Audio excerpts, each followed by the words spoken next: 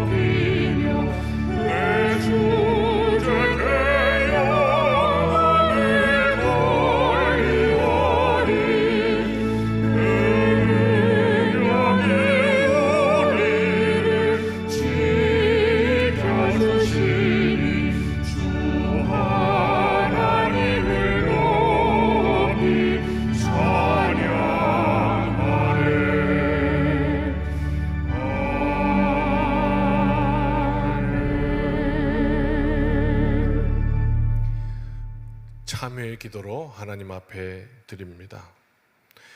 거룩하신 하나님 아버지, 저희들은 나라가 얼마나 소중한 것인지를 잊고 살았습니다. 나라가 흔들리지 않고 튼튼해야 성도들도 평안한 중에 신앙생활을 잘 할 수 있다는 사실을 잊을 때가 많습니다. 위정자들의 잘못된 선택과 행동을 보면서 비판하기만 했을 뿐 저들을 위해서 기도하기는 인색하였습니다.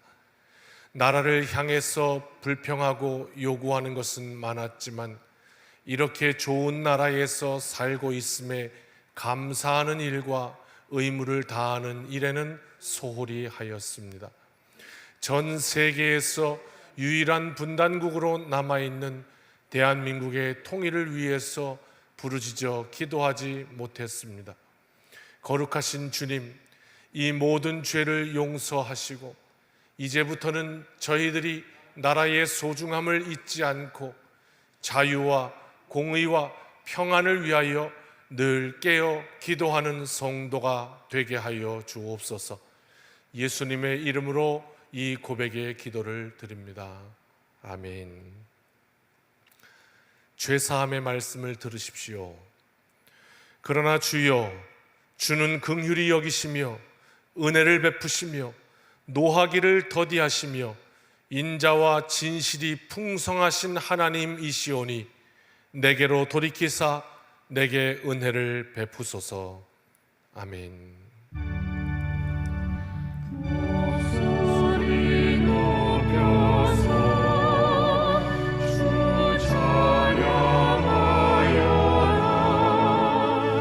영광과 권세와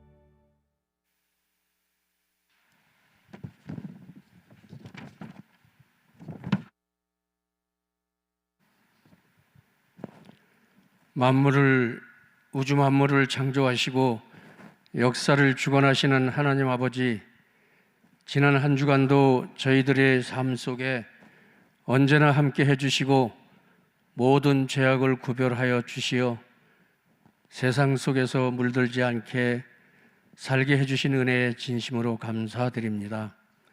성삼위 하나님, 이 시간 저희들이 예배를 드리오니 경배와 찬양을 받으시고 하늘 문을 여시고 하늘의 신령한 은혜를 내려 주시옵소서. 각 가정에서 온라인 예배를 드리는 모든 성도들에게도 은혜 내려 주옵소서. 사랑의 하나님, 온 세상이 염려하고 근심하고 있는 코로나19로 인하여 고귀한 생명이 죽어가고 있습니다. 마음과 몸이 힘든 한 사람 한 사람 모두 기억하여 주시고 보혈의 피로 모두 치유될 수 있도록 주님 도와주시옵소서. 주님, 오늘은 광복 76주년 기념일입니다. 일제히 억압에서 광복의 기쁨을 주신 하나님 아버지, 우리는 아직도 분단된 아픔을 안고 살아가고 있는 나라이지만 그래도 이 민족을 사랑하시는 하나님, 오늘도 믿음의 백성들이 해방의 감격을 주신 하나님께 감사와 영광을 돌립니다. 주님, 남북이 이념으로 어려운 상황이지만 서로 신뢰하며 평화와 번영의 길로 나아가게 하시며 이 땅에 비핵화를 이루고 평화의 길로 나아가게 하옵소서. 사랑의 주님, 날씨는 연일 무덥고 힘겨운 여름을 보내고 있습니다. 지구온난화 기후변화로 세계는 가뭄과 폭염과 산불로 모든 생태계가 변화하고 있습니다. 이 지구가 겪고 있는 어려움과 이상 고온동을 피할 길을 열어 주시옵소서. 청암교회를 사랑하시는 하나님, 주님의 몸으로 세워진 교회에 하나님의 영광이 나타나기를 원합니다. 무더위 속에서 가정과 일터를 지켜주시고 목사님 말씀이 풍성하고 사랑이 넘치는 성도님들을 축복하여 주시옵소서. 사랑의 주님, 오늘 목사님이 말씀을 선포하실 때 말씀 속에 역사하시는 주님을 만나고 상처 입고 지친 영혼들이 의로받고 치료받기를 원합니다. 코로나19가 안정되고 전 국민에게 백신을 주셔서 이 모든 어려움이 회복되기를 간절히 바랍니다. 이 모든 말씀 우리를 사랑하신 예수 그리스도 이름으로 기도드립니다. 아멘.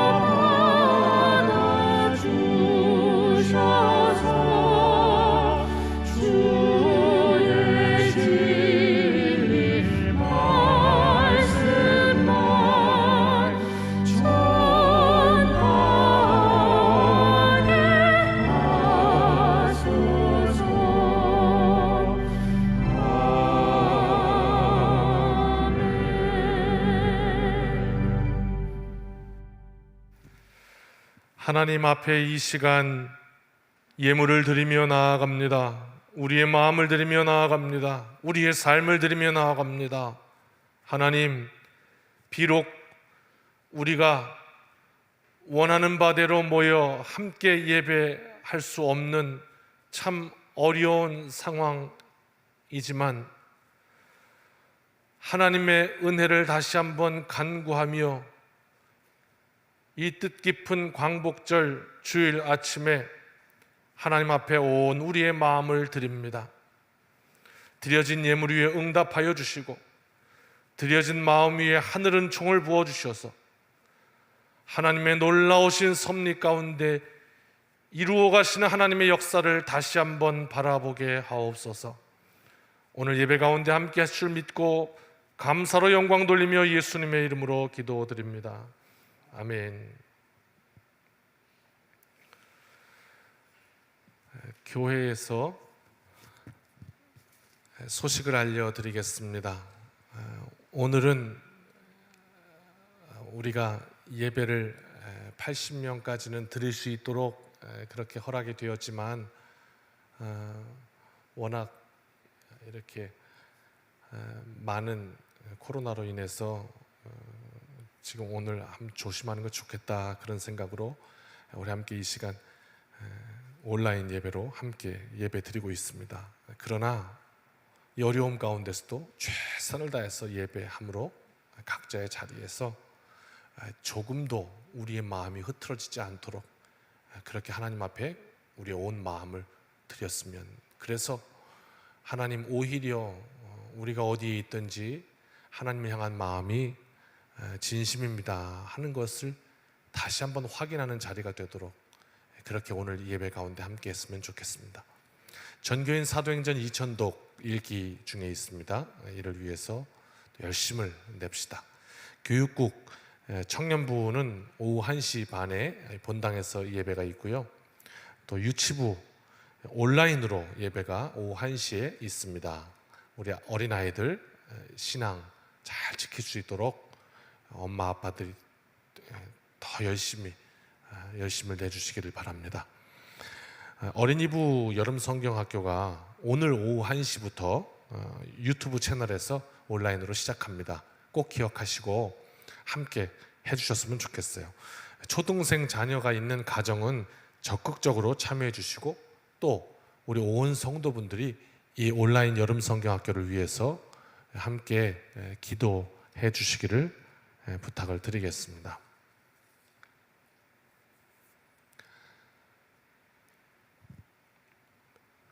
오늘 우리에게 주시는 하나님의 말씀은 사도행전 23장 23절로 35절입니다.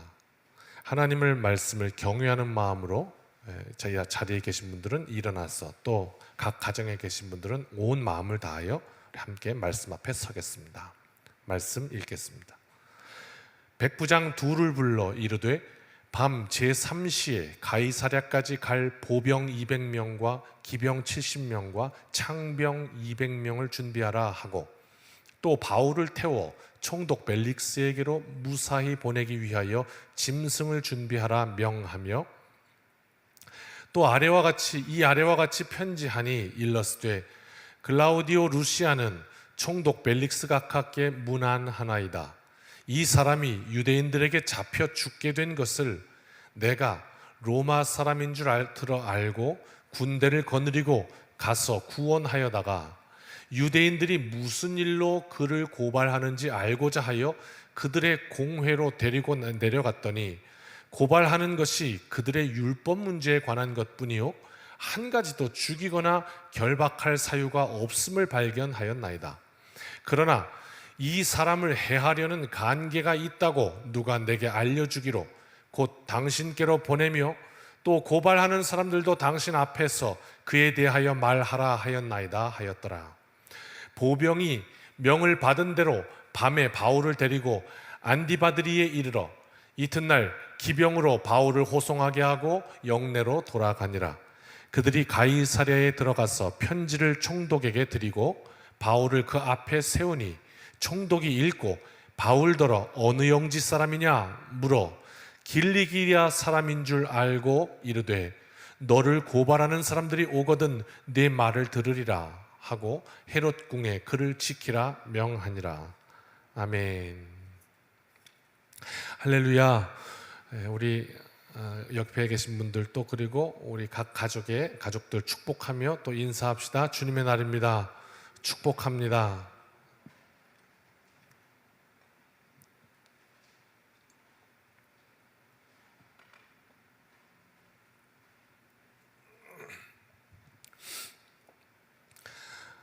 하나님의 섭리 두 번째 시간으로 함께 말씀 나누려고 합니다. 지난 줄거리, 지난주 말씀을 잠깐 하고 넘어가면 바울이 이제 천부장에게 잡혀갔죠. 그런데 오늘 본문에 천부장의 이름이 나오네요. 글라우디오 루시아라는 이름이 나오고 있습니다. 이 천부장 루시아는 사실 우리가 이 상황을 계속 보아 알겠지만 처음에 바울이라는 사람을 딱 잡아왔을 때는 별로 누군지 이렇게 관심 없었던 것처럼 보입니다. 그냥 빨리 사건 마무리하고 이렇게 치워버리려는 이런 생각이 있었던 것 같아요. 그래서 이게 사람이 이제 스피드를 내려니까 빨리 일을 처리하려니까 어떻게 해야 되죠? 이게 왜 군대 가면 그냥 그런 말 하잖아요. 말보다 주먹이 빠르다고. 그러니까 말로 설명해서 알아듣게 하는 것보다 회초리 한 대, 엉덩이 한 대 팍 맞으면 정신이 번쩍 들어서 모르다가도 알겠습니다 이렇게 한다는 거 아닙니까? 그래서 바울은 이제 매를 치라. 그래서 똑바로 말할 때까지 뭐 이렇게 이제 나갔다가 처음에 그래서 채찍을 들어 치라 명하였다가 갑자기 바울이 내 로마 시민이요 아시오라고 하자 갑자기 태도가 돌변했던 거죠. 왜? 이게 이제 정치적인 문제로 옮겨간 거예요. 이걸 잘못해서 건드렸다가는 그 책임을 본인이 지게 생겼으니까 그때부터 이 글라우디오 루시아 천부장이 조심해서 이 사건을 관심 있게 다루는 이런 모습을 보여주고 있죠. 그 와중에 유대인들도 눈치로 알게 된 거예요. 천부장이 저 바울을 우리에게 내주어서 죽이려는 전혀 그런 생각이 없구나. 우리 편을 들어줄 리가 없구나. 이렇게 생각을 하고 그리고 이제 어떻게든지 바울을 죽여야 되겠으니까 지난주 말씀이죠. 죽일 음모를 꾸미는 거예요. 제사장과 장로들에게 찾아가서 바울을 좀 더 조사할 게 있으니 잠깐만 데려갔다 올게요. 그리고 끌고만 나오십시오. 그럼 우리가 길에 매복해서 숨어 있다가 그냥 덮쳐갖고 죽이면 그거 뭐 데리고 가다가 사고 난 걸 어떻게 하겠습니까? 이렇게 마무리합시다.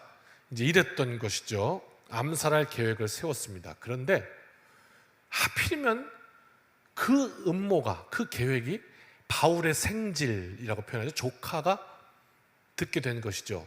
그래서 바울에게 이 사실을 알림으로 인해서 그들의 뜻대로 되지를 않았습니다. 믿음을 가지고 있는 우리가 이 사건을 가만히 지켜보면서 거기서 발견하게 되는 건 우리 육신의 눈으로는 보이지 않아도 하나님께서 일하고 계시구나, 하나님의 섭리 가운데 이 일이 이루어지고 있구나라는 걸 우리는 확인하였습니다. 결국 그래서 그 소식을 듣고 암살하려는 음모가 숨어 있다는 소식을 듣고 천부장은 이제 이 바울을 재빨리 이 유대인에게서부터 저 총독 벨릭스에게까지 보내야 되겠다, 이런 마음을 가지고 어떻게 하면 사람들에게 안 걸릴까, 그래서 캄캄한 밤에 이송하기로, 아무도 안 보일 때 그렇게 이송하기로 이제 말 그대로 여기도 이제 작전을 짜게 된 것이죠. 그래서 오늘 본문에 이르게 된 것입니다. 23절 한번 보면, 그래서 이제 이 천부장 루시아가 백부장 둘을 불렀어요. 그래서 밤 제3시는 지금 우리 시간으로 저녁 9시입니다. 해 다 지고요, 캄캄해졌을 때, 자 이제 보병 200, 기병 70, 창병 200 도합 합하면 470명을 이 바울 한 명을 호송하는 데 쓰겠다는 겁니다. 지금 이게 이제 기가 막힌 상황이죠. 왜냐하면 당시 이 안토니아 요새를 지키던 군인이 총 인원이 600여 명으로 역사에 기록되고 있어요. 600명 중에 470명을 지금 바울 하나 호송하는데 보내겠다는 거예요. 그냥 부대 하나가 다 움직이는 가장 중요한 일이 된 것이죠, 이 부대에는요. 그래서 이 덕분에 바울은 아주 안전하게 로마까지 가게 됩니다. 이게 지금 바울이 죽게 된 위기 상황 아닙니까? 그런데 하나님께서 로마로 가야 하리라 그러면서 로마로 보내시는데 어떻게 보내시냐? 거의 대통령급 경호를 받으면서 보내는 장면이 오늘 나오고 있습니다. 참 아이러니인 것이죠. 네. 죽을 위기 속에서 가도 모자라겠다 싶은 판인데 지금 이런 상황이 벌어진 것입니다. 그래서요 24절 이제 짐승까지 준비하라. 갈 짐도 있고 또 가다가 이제 힘들어지면 계속해서 빨리빨리 가야 되니까 그렇게 된 것이죠. 그러면서 편지를 하나 준비해서 이 총독 벨릭스에게 편지를 보냅니다. 26절부터 이제 편지의 내용이 나오는데요. 글라우디오 루시아는 총독의 이름이고요. 이 천부장의 이름이고 총독은 벨릭스였습니다. 우리가 이 말씀의 상황을 조금 더 이렇게 그렇구나 이렇게 공감하면서 말씀을 이렇게 이해하려면 이 사람들이 좀 어떤 사람들인지를 우리가 살펴보는 것이 유익하겠습니다. 먼저 이 천부장 글라우디오 루시아는요, 글라우디오라는 건 로마식의 이름입니다. 로마. 그 다음에 루시아라는 이름은 헬라식의 이름이에요. 그러니까 태어날 때는 헬라 사람이었는데 이 사람이 지내다가 로마 시민권을 득한 것이구나. 그래서 그 앞에 글라우디오라는 로마식 이름을 붙인 거예요. 이 이름만 봐도 이 사람 출신을 이제 알 수가 있는 거죠. 그렇게 되었구나. 이런 이야기입니다. 그러니까 바울이 구원을 얻으면 우리가 딱 생각하기에 하나님이 하나님의 백성들이라고 했던 유대인들을 통해서 이렇게 그 위기에서 구원하셨을 것 같은데 오히려 이방 사람을 통해서 이 헬라인이었던 루시아를 통해서 하나님의 역사를 이루시는 내 길은 너의 길과 달라서 우리는 언제든지 그 방법까지 요청하잖아요. 하나님께 하나님 이렇게요. 내가 정해놓고 이번엔 이게 진리입니다. 이렇게 이번에는 꼭 이렇게 돼야 됩니다. 그런데 하나님의 길은 언제나 다른 것을 알게 됩니다. 그런 것을 하나 이 루시아를 통해 또 알 수 있고요. 두 번째는 총독 벨릭스에 대해서도 알아야 됩니다. 11대 총독이었는데요. 이 총독이라는 이 직책이 어느 정도 높은 직책이냐 이렇게 우리가 본다 그러면 지금 대통령 이상이었다고 볼 수 있습니다. 로마가 온 세계를 다 잡고 휘두를 때 그때 로마에는 황제가 있었고요. 그 황제는 사람으로 여겨진 게 아니라 거의 신으로 추앙받는 존재였습니다. 이 황제가 모든 구역을 다 다스릴 수가 없으니까 이제 넓어지니까 영토가 그래서 나누어서 다스리는데 그렇게 정치를 합니다. 그러니까 이제 크게 두 가지로 나누어서 황제가 관할하는 황제 관할 구역이 있고 그 다음에 원로원에서 관할하는 원로원 관할 구역이 있습니다. 그래서 각각 통치하게 이렇게 나누어서 통치를 하게 되고요. 효율을 위해서. 그래서 황제 관할 구역에서 뽑은 총독을 이 언어를 쓸 때 성경에는 다 같은 총독이라고 표현하고 있지만 원어는 달라요. 총독이 두 종류예요. 황제가 임명한 총독이 있고 원로원이 임명한 총독이 있고 그 이제 같은 직분이라도 이제 이게 다르지 않습니까? 이게 본 또 부 이런 게 있지 않습니까? 여기서 임명한 거랑 여기서 임명한 거랑 좀 뭐 다르고 뭐 이런 거 있잖아요. 그렇게 황제가 임명한 총독을 헤게몬이라고 표현하고 있고요. 그것도 총독이라는 뜻입니다. 또 원로원 관할 구역에서 임명한 총독을 안티파토스라고 말하거든요. 두 개는 똑같이 번역하면 총독이지만 조금 다른 의미를 갖고 있는데 오늘 나오는 이 총독은 벨릭스는 이제 헤게몬이에요. 그러니까 황제가 직접 임명한 총독이었고요. 그래서 권세가 아주 막강했죠.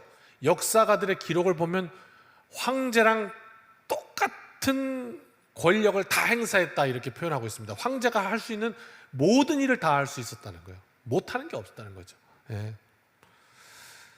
현대 하는 일 업무로 따지면 행정장관 정도가 되지만 그 권력은 뭐 어마어마했습니다. 그런데 이런 천하의 두려움이 없는 이 총독 벨릭스가 출신이 노예예요.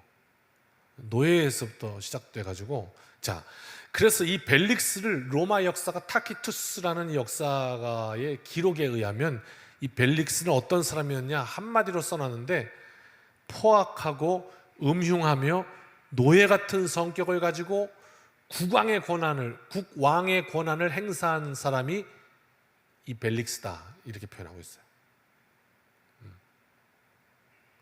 포악하다, 그리고 음흉하다, 이건 성적인 부분이죠. 그리고 노예 같은 성격이다, 뭐 성격은 막 그냥 막 이렇게 좀 약간 천박하다 이런 뜻이고, 그런데 국왕의 권한을 행사한다, 막 이런 사람이 벨릭스였다는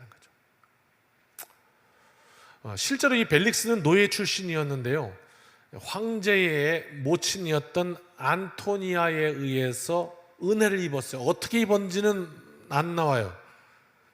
어떤 방식으로 은혜를 입었는지, 뭐 길거리 캐스팅이 됐는지, 뭐 어떤 사건이 있었는지 그건 나오진 않는데, 이 황제 어머니가 안토니아인데 그 안토니아의 눈에 들은 거예요. 이 벨릭스가 노예였는데, 그래갖고 은혜를 입고 거기서 노예에서 풀려나고 자유인이 되어서 그 이름을 바꿉니다. 그래서 벨릭스의 이름이 풀네임이 안토니우스 벨릭스예요.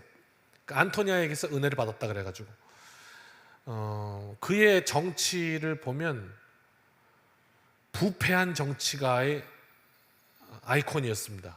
그렇게 아주 좋지 않은 평판을 듣는 사람이었고, 사생활도 문제가 있어서 지금같이 이 SNS가 발달해서 작은 문제 하나도 온 세상으로 번지는 이런 세상인데, 당시는 휴대폰이 있었습니까?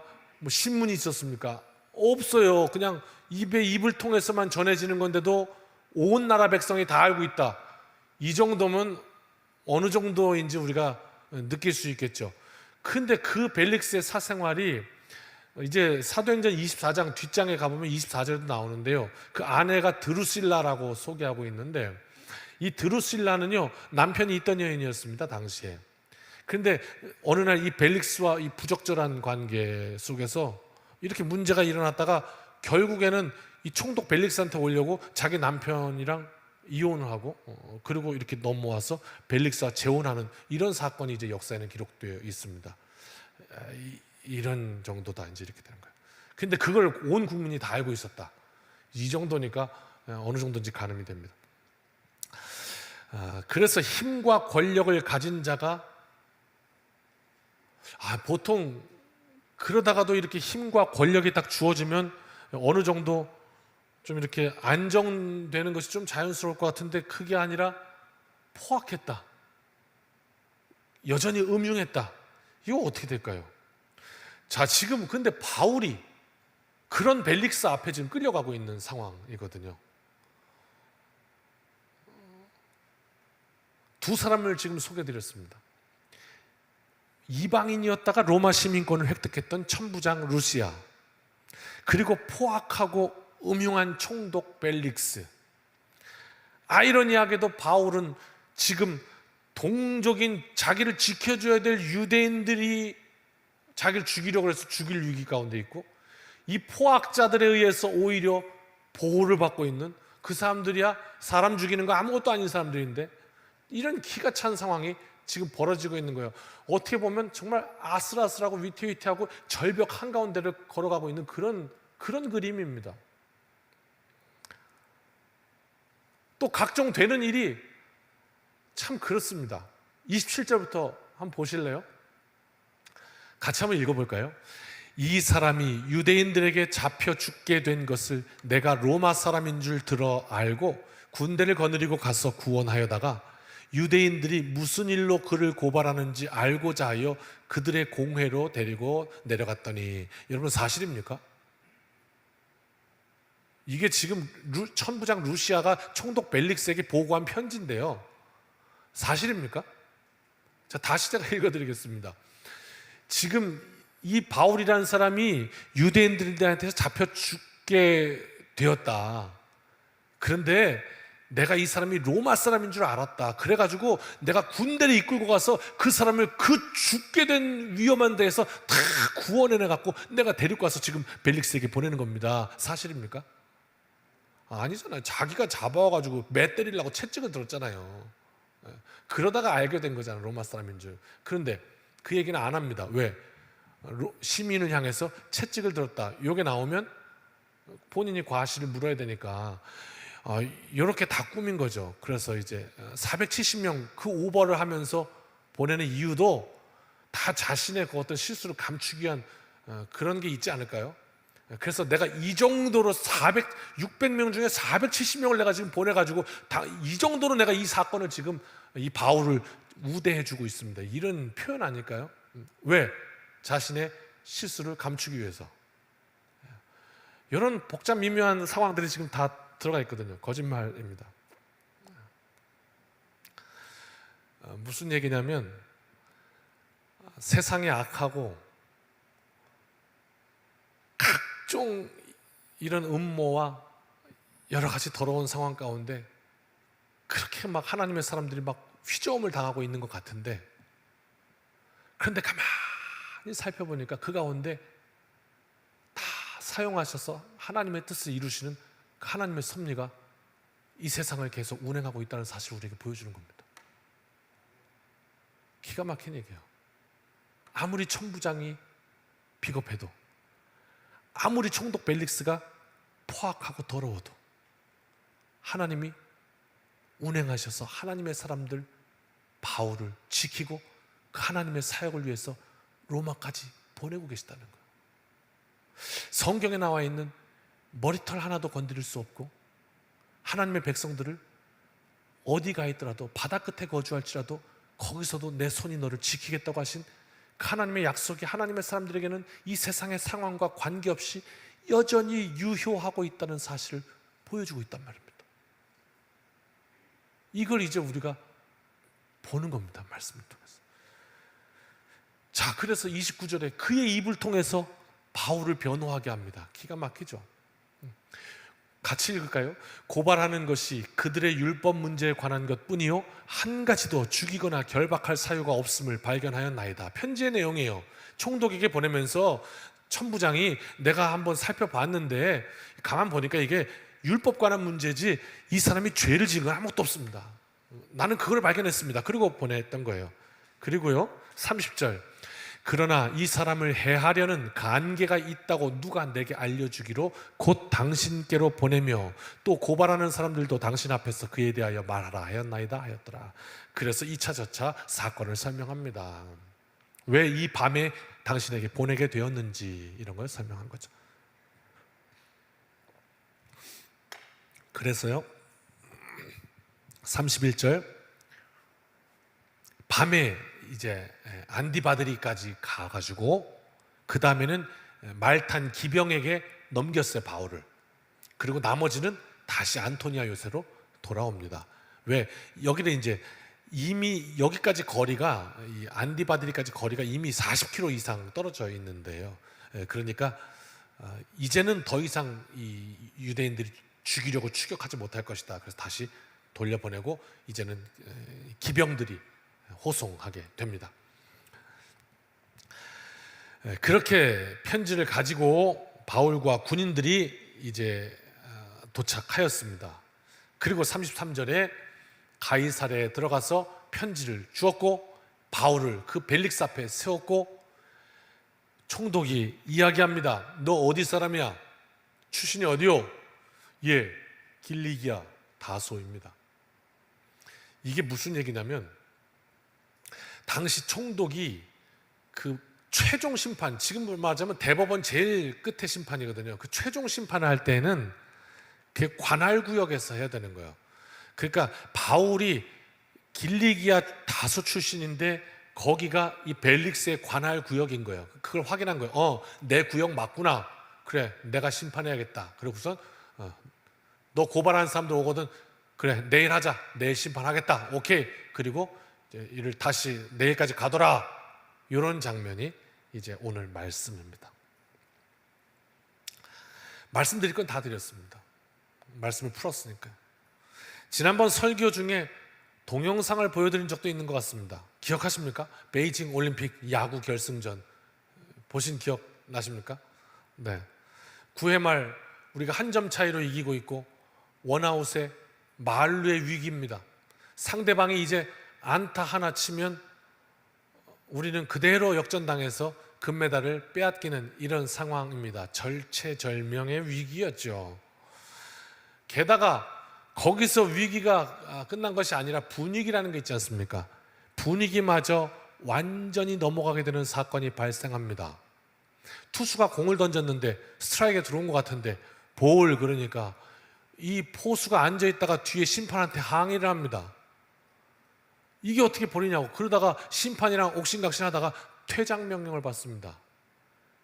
그때 당시에 강민호라는 포수였는데, 그래서 그 포수가 가면서 더가웃에 그냥 포수 글러브를 벗어가지고 막 집어던지고 물병을 뻥 차고 그러고 나가버렸습니다.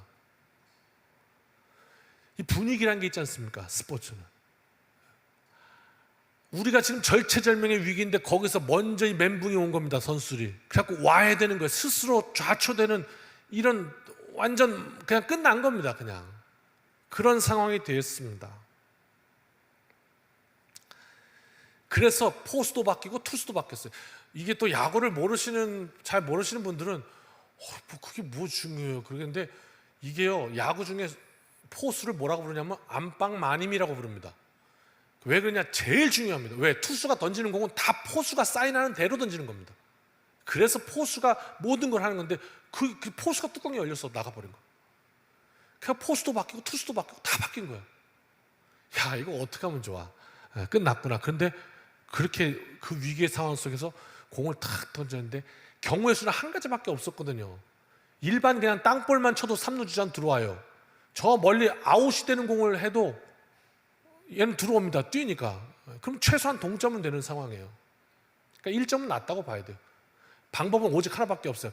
딱 쳤는데 엄청 빠른 속도로 야수한테 딱 잡혀가지고 동시에 투아웃이 되는, 더블 플레이가 되는, 더블 아웃이 되는 이 상황밖에 없는데 그 상황이 벌어집니다. 보셨죠? 그러면서 더블 아웃이 되는 순간에 뭐 그냥, 그래서 뭐 하자는 얘기냐, 그 장면을 저는 정말 100번은 넘게 본 것 같습니다. 봐도 질리지가 않고 볼 때마다 소름이 돋고. 그런데 그 보는 그때 그 생방송으로 보는 그때는 막 떨려가지고 좀 했지만 지금은 그런 생각은 없습니다. 왜? 결과를 하니까. 우리가 이길 거라 하니까. 그래서 어떻게 해요? 더 재밌어요. 더 재밌어요. 바울의 심정이 그렇지 않았을까? 하나님이 나타나셔서 너 역전승이다 알려주시는, 넌 내가 로마까지 가서 네가 복음을 증거해야 될 것이다. 하나님이 함께 하시면 확신시켜 주시고 알려주시고 계속 북돋아 주시고. 어찌 보면 바울이 그 말은 참 맞습니다.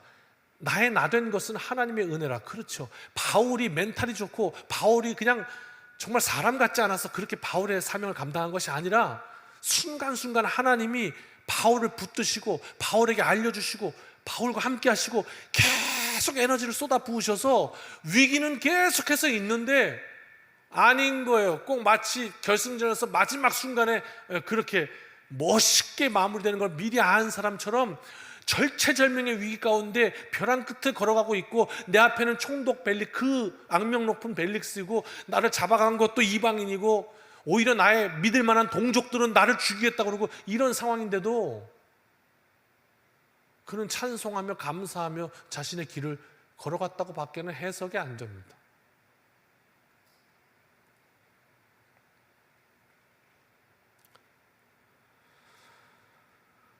이런 아이러니가 어디 있습니까? 그 사건을 보면서 바울도 그랬을 것 같아요. 참 하나님 참 이번엔 또 벨릭스입니까? 이렇게 그러면서 그 길을 걸어갔을 것 같아요. 너무너무 힘들지만.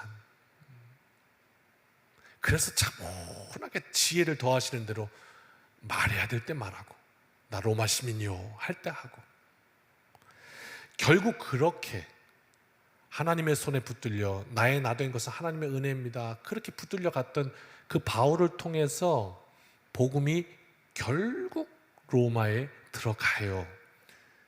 그 역사 아시죠? 그리고 313년 콘스탄틴에 의해서 로마 국교로 지정이 됩니다, 기독교가. 그 전까지 참 많은 박해 속에 있었지만, 그러면서 훗날 그 영향력으로 인해서 온 세계에 복음이 그냥 핵처럼 폭발해버리는 오늘 이 사건이 되었던 거예요. 이게 우리의 이야기예요. 지어낸 작가의 드라마가 아니고 역사입니다.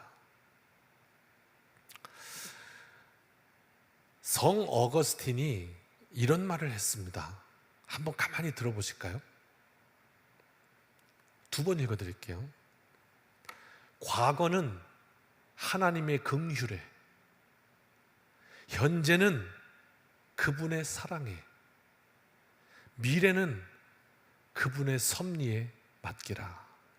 그렇게 이야기했습니다. 다시 한번요. 과거는 하나님의 긍휼에, 현재는 그분의 사랑에, 나의 미래는 그분의 섭리에 맡기라 이야기했어요. 그렇습니다. 과거는 하나님의 긍휼에, 바울은 과거에는 포악자였습니다. 박해자였습니다. 복음의 원수였습니다. 그러나 하나님의 긍휼로 다시 돌아서게 하셨습니다. 오늘 우리를 부르신 그 하나님의 긍휼이 이와 같습니다.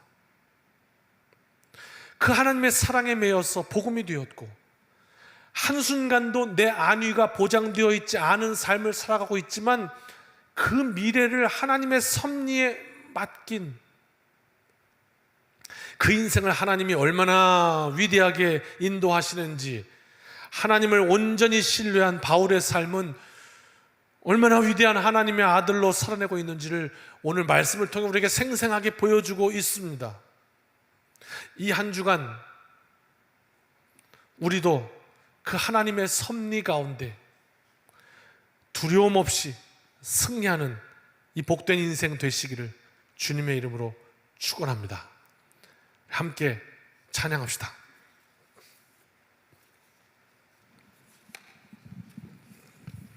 여기 계신 분들은 자유롭게 찬양하시고요, 4절 할 때는 다 일어나겠습니다.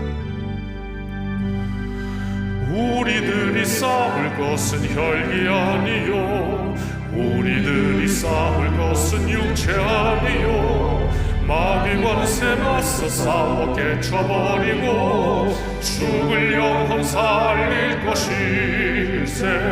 한 마음으로 힘써 나가세, 한 마음으로 힘써 싸우세. 악한 마귀 군사들과 힘써 싸워서 승전고를 올리기까지. 우리들이 입은 갑옷새가 아니요, 우리들이 가진 검은 강철 아니요, 하나님께 받아 가진 평화의 복음 거룩하신 말씀이로다. 한 마음으로 힘써 나가세, 한 마음으로 힘써 싸우세. 악한 마귀 군사들과 힘써 싸워서 승전고를 올리기까지. 악한 마귀 제 아무리 강할지라도 우리들의 대장 예수 앞서가시니 주저 말고 용감하게 힘써 싸우세. 최후 승리 얻을 때까지. 한 마음으로 힘써 나가세, 한 마음으로 힘써 싸우세. 악한 마귀 군사들과 힘써 싸워서 승전고를 올리기까지. 죄악 중에 빠진 사람 죄를 뉘우쳐 십자가에 달린 예수 믿기만 하면 위태한 데 빠진 영혼 구원 얻어서 천국 백성 될 것임일세. 한 마음으로 힘써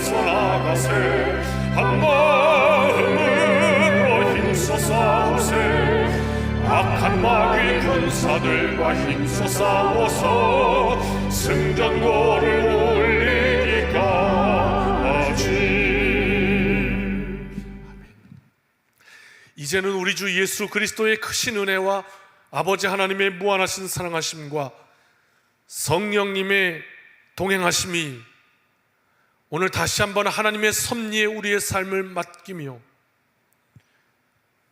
복음의 삶으로 하나님 앞에 영광 돌리며 나아가는 바울과 같이 오늘 우리의 삶이 그렇게 하나님 앞에 하나님의 자녀로 승리하는 삶이 되기를 원하고 또 결단하며 이 세상으로 나아가는 주님의 백성들, 자녀들 머리머리 위에 이제로부터 영원까지 함께하여 주시기를 축원하옵나이다.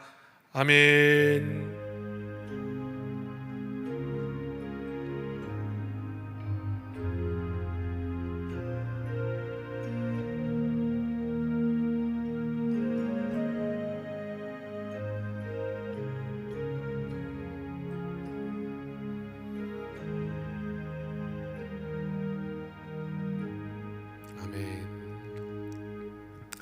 사랑하는 성도 여러분, 이 한 주간도 주님의 은혜로 승리합시다. 아멘.